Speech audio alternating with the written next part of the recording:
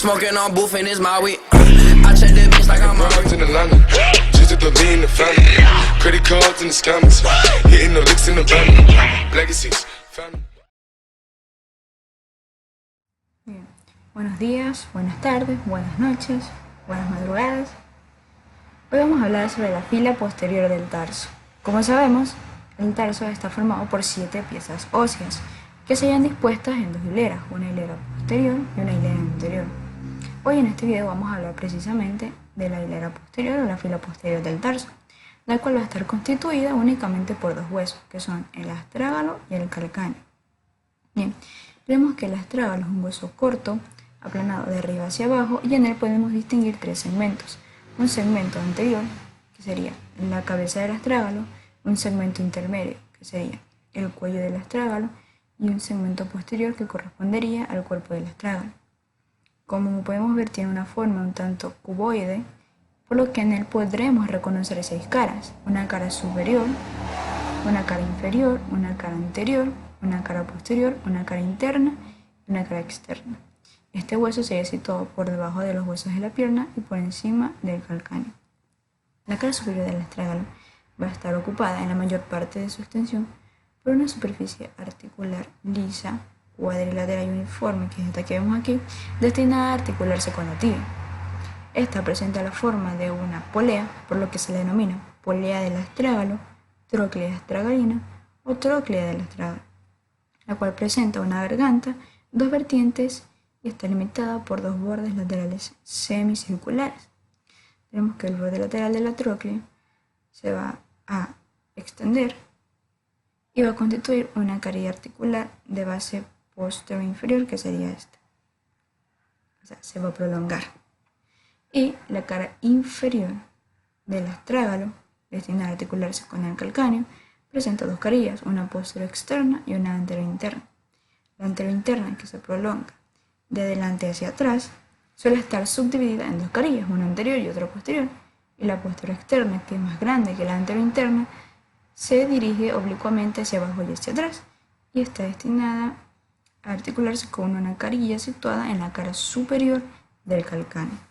Estas 2 carillas se hallan separadas por un surco que forma, junto con el surco del calcáneo, el hueco astrágalo-calcáneo o el seno del tarso. La cara externa del astrágalo, que es esta que observamos aquí. Esta se articula con el malleolo peroneo, por lo que presenta una superficie articular triangular de base superior, que se confina con el borde externo de la tróclea. Esta presenta un vértice un tanto redondo, que está situado sobre una parte del hueso muy saliente, que es la apófisis externa del astrágalo. Bien, esta superficie triangular que acabamos de describir presenta por su parte de adelante, por su parte anterior, una superficie rugosa destinada al ligamento peroneo astragalino anterior, el cual termina en la parte posterior del hueso y está circunscrito por una cinta rugosa en la que se inserta el ligamento peroneo astragalino posterior. Y tenemos que por delante de esta superficie articular hay una parte que constituye la parte externa del cuello. La cara interna del astrágalo, que es esta que vemos aquí, pues esta es un poco menos elevada que la cara externa. Esta se continúa superiormente con la tróclea astragalina y se articula con el malleolo tibial. Presenta la forma de una coma horizontal, cuya cabeza está situada hacia la parte anterior y cuya cola está situada hacia la parte posterior. Anterior a esta superficie encontramos una superficie rugosa que constituye la parte interna del cuello, y por debajo de esta superficie, a lo largo de su borde cóncavo, otra superficie rugosa que se extiende desde el cuello hasta la parte posterior del hueso y que sirve de inserción para el fascículo profundo del ligamento lateral interno de la articulación de la garganta del pie. La cara anterior del astrágalo o cabeza del astrágalo es articular en toda su extensión y presenta 3 segmentos según Rouvier: un segmento anterior superior que se articula con el hueso navicular, un segmento medio en relación con el ligamento calcáneo navicular plantar y un segmento posterior inferior que constituye la cara anterior para el calcáneo de la cara inferior del astrágalo. Está circunscrito por arriba y por los lados por un reborde limpio que lo separa del cuello, mientras que su cara posterior, que es mucho más reducida debido a la posición de declive de la tróclea astragalina, en esta cara, pues, encontramos en su parte más interna un canal, el cual se dirige de arriba abajo y de fuera hacia adentro y que da el paso al tendón del músculo flexor propio del dedo gordo, el cual se encuentra limitado por dos labios, de los cuales el labio externo es más pronunciado y saliente o prominente que el labio interno. Bien, y estos constituyen el ostrígono de Bardet-Biedl, en el cual pues se haya adosado al resto del hueso y en el que se inserta el ligamento peroneo astragalino posterior de la articulación de la garganta del pie y el ligamento posterior de la articulación astrágalo-calcáneo. Ahora vamos a hablar del calcáneo. El calcáneo es el hueso más voluminoso del tarso. Se halla situado inferior al astrágalo, es alargado de anterior a posterior, aplanado transversalmente, forma la eminencia del talón y en él distinguimos o reconocemos 6 caras. La cara superior del calcáneo, en sus 2 tercios anteriores, se articula con el astrágalo y en ella reconocemos 2 carillas articulares, una anterointerna es que se prolonga y es cóncava de delante hacia atrás, se suele hallar subdividida en 2 carillas articulares y una posterior externa convexa de delante hacia atrás que se articula con el astrágalo, al igual que la anterointerna. Estas 2 carillas están separadas por un canal oblicuo hacia adelante y hacia afuera, que es la ranura calcánea. La ranura calcánea, que en su origen es estrecha y se extiende en su terminación por una superficie cuadrilateral que contribuye a formar el hueco calcáneo astragalino o el seno del tarso. En esta ranura calcánea y en la superficie rugosa que le sigue, se inserta el ligamento interóseo de la articulación calcáneo astragalina. Por detrás de estas 2 carillas articulares, la cara superior es rugosa y va a estar en relación con una masa celulograsosa que separa el tendón de Aquiles de la articulación tibio-tarsiana. Ahora, la cara inferior del calcáneo es irregular y se encuentra excavada o ascribillada por agujeros vasculares a lo largo de toda su extensión. Si la recorremos de atrás hacia adelante, encontramos en su parte posterior 2 eminencias óseas muy marcadas, que son la tuberosidad interna del calcáneo y la tuberosidad externa del calcáneo.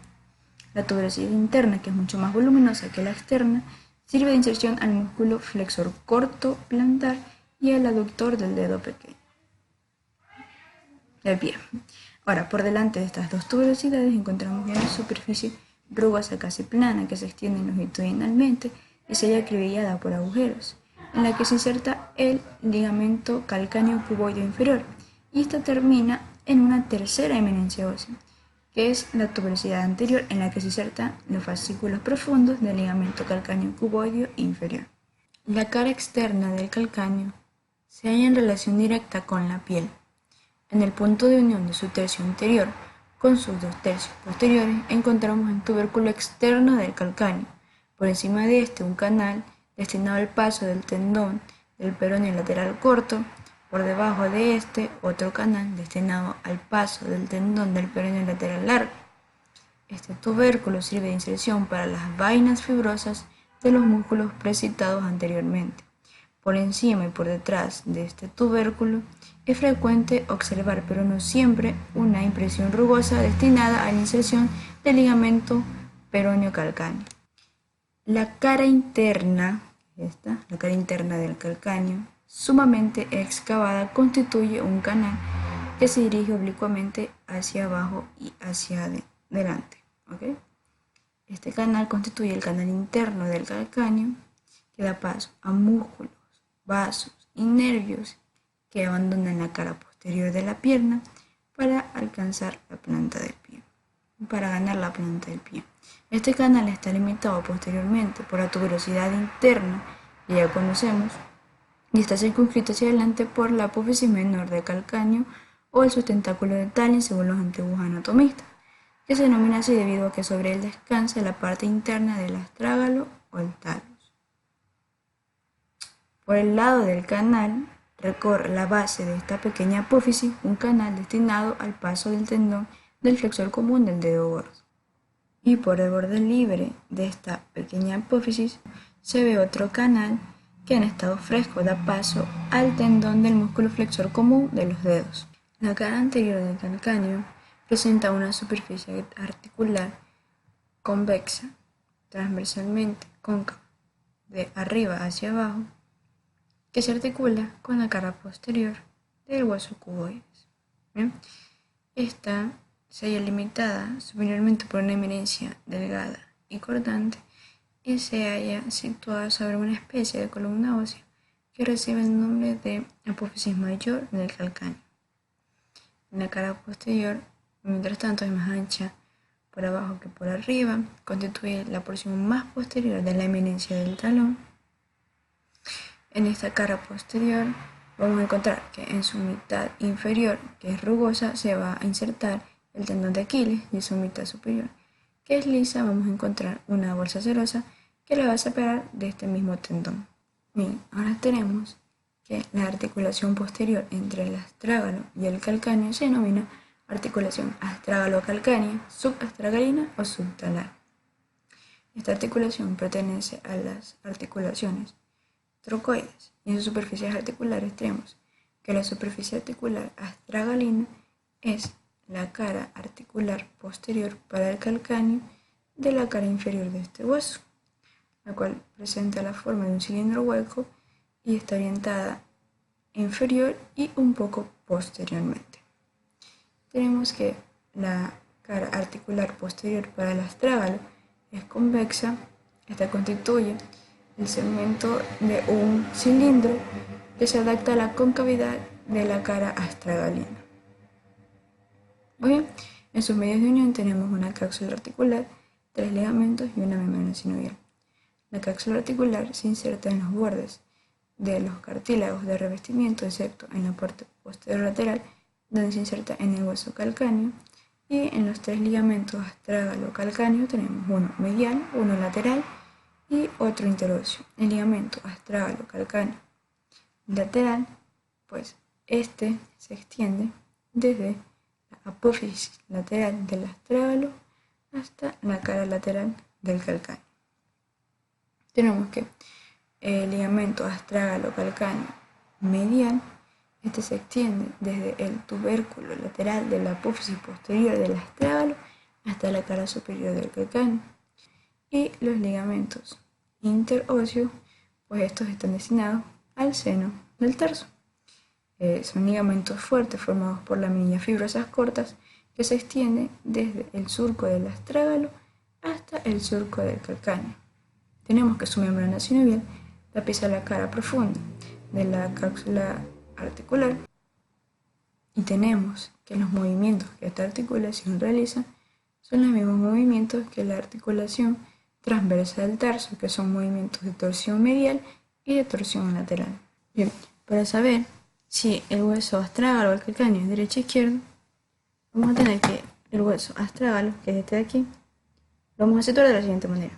La tróclea del astrágalo hacia arriba, la cabeza del astrágalo hacia adelante, que se va a articular con el navicular, y recuerden la carilla en forma de coma, esta va a ir hacia adentro, pues se va a articular con el malleolo tibial.